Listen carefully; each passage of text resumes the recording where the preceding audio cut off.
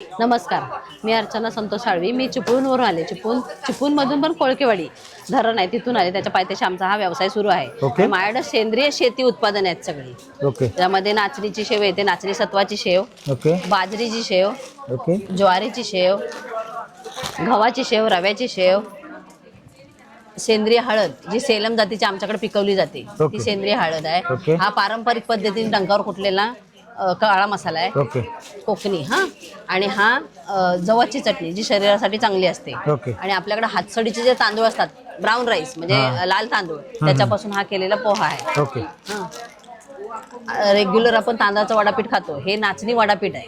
तांदळाच्या ऐवजी आपण नाचणी वापरतो. आणि हे नाचणी सत्व, हे प्रोडक्शन आम्ही स्वतः काढतो. नाचणीचं सत्व जे लहानांपासून मोठ्यांपर्यंत त्याचं सूप वगैरे चालतं. दुसरी गोष्ट, आता रेग्युलर इतर निघतात, पण ह्या नाचणीच्या कुरवड्या आहेत. नाचणीला भिजत घालून मोड काढून पुन्हा त्याचा चीक काढून त्याच्यापासून बनवलेल्या आहेत. ह्या गव्हाच्या आहेत. 7 दिवस गहू भिजत घालायचे, त्याचा चीक काढायचा, त्या चिकापासून गहूच्या कुरडई बनवायचा. हा जो मसाला आहे बिर्याणी, हा डंकावर कुटलेला आहे.